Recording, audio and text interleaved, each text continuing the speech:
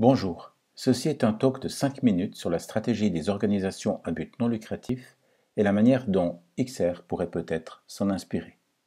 Toute organisation à but idéal veut transformer une situation d'entrée indésirable pour elle en une situation de sortie désirable pour elle, et cela en engageant l'action nécessaire.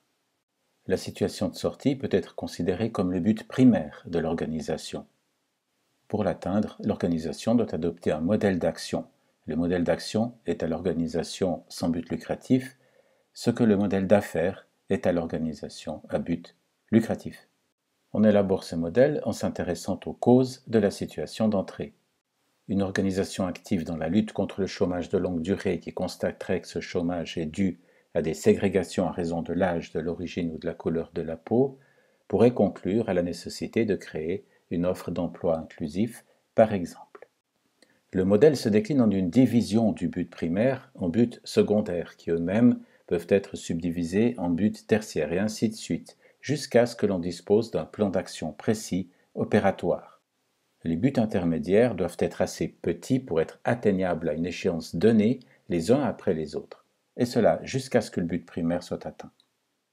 Pour pouvoir atteindre ces buts intermédiaires, l'organisation a besoin de réunir des fonds, de mobiliser la population, d'influencer des politiques publiques par exemple. C'est là qu'intervient la stratégie. Le premier acte de celle-ci consiste à rendre la situation d'entrée indésirable non seulement pour elle, mais pour tout le monde. Elle le fait en mettant en évidence les conséquences ou les désavantages de la situation d'entrée. De même, l'organisation à but idéal s'efforce de rendre la situation de sortie désirable non seulement pour elle, mais pour tout le monde. Et pour cela, elle évoque les conséquences ou les avantages de la situation de sortie. Elle propose un nouveau récit. Ainsi, dans quelque domaine que ce soit, le modèle d'action ne peut-il se déployer que si des actions sont planifiées, tendant à rendre la situation d'entrée indésirable pour tout le monde, la situation de sortie désirable pour tout le monde. Et cela constitue un premier but intermédiaire. Comment appliquer cela à XR ? Admettons que nous voulons passer d'un réchauffement global de l'atmosphère programmé de plus de 7 degrés à un réchauffement maximum de 1,5 degré. XR a identifié une cause principale de la situation indésirable, pour faire court, l'incapacité du système politique à faire face à l'urgence climatique. Ce qui a permis de définir un modèle d'action décliné en but intermédiaire, à savoir la création d'assemblées citoyennes capables d'imposer une transformation des politiques publiques telle que cela permette de mettre fin aux émissions de gaz à effet de serre en 2025.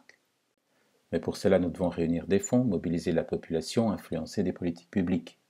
Nous pouvons le faire en rendant la situation d'entrée indésirable non seulement pour nous, mais pour tout le monde, en mettant en évidence les conséquences de la situation d'entrée, et c'est dans le nom de notre organisation.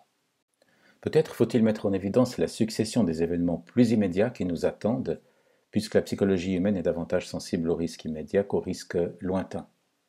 Cela rejoint notre revendication, dites la vérité. Mais attention, vu que le système est incapable de faire face à l'urgence climatique, il l'est probablement aussi de dire la vérité. C'est donc un combat difficile pour lequel il faudra se donner des moyens importants.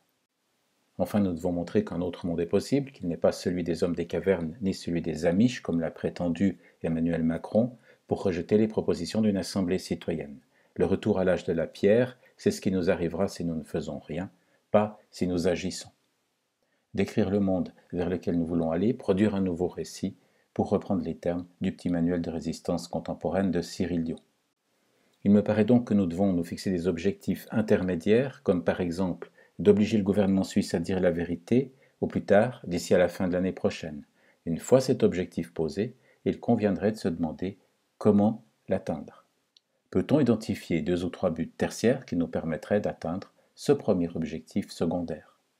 Quelles que soient les actions engagées, chacune d'entre elles devrait appuyer une revendication suffisamment concrète et précise pour que nous puissions contraindre le gouvernement à la satisfaire. Un peu comme une grève qui ne prend fin que lorsqu'une revendication salariale est satisfaite. Merci de votre attention.